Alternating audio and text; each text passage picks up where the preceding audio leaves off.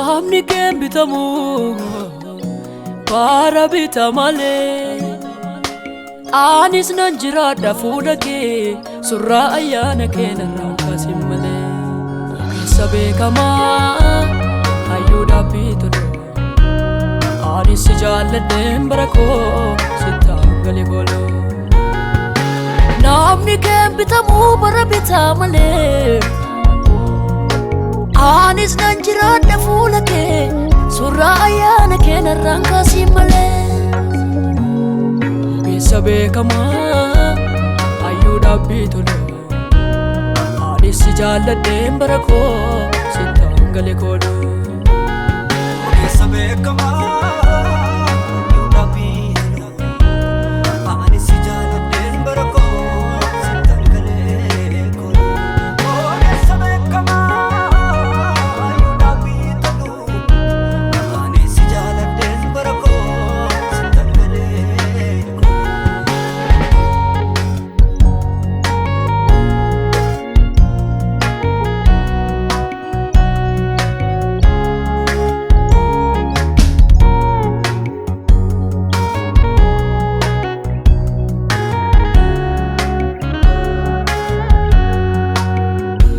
galgalli komba duufuudha kee dhaabadheetan jira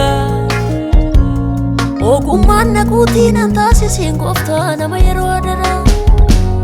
nageessa kophaa kee si waaqessuuf ka'ee duuba koon ilaalu aggaammadheen deemaa fuuldura koo jira guddinni caalu galgalli komba duufuudha kee dhaabadheetan jira ogummaan naguutiin an taasisiin gooftaa nama yeroo adara nageessa kophaa kee si waaqessuuf ka'ee duuba koon ilaalu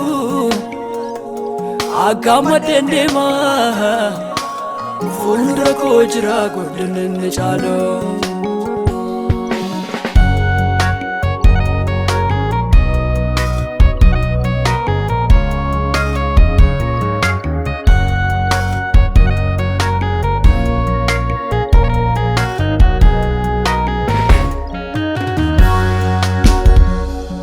malena wamne ake kanaaf qabda abdi kutendemu qajeelchi kee adda malena wamne ake kanaaf qabda abdi kutendemu qajeelchi kee adda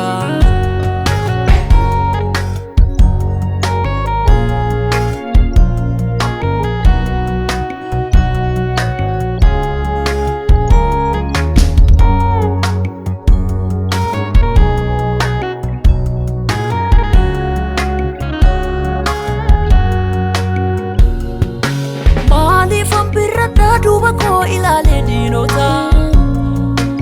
aanaan kan na waamee alfaafu beekaadhaa maasii jiraata maaliif hambirradhaa duuba koo ilaalee diinota aanaan kan na waamee alfaafu beekaadhaa maasii jiraata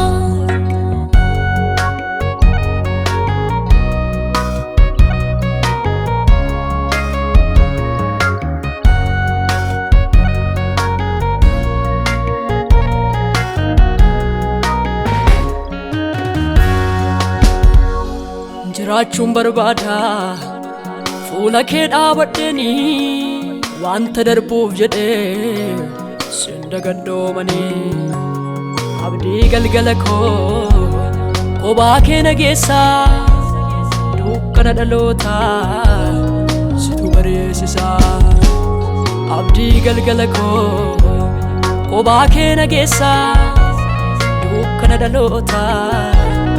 situ bareessisa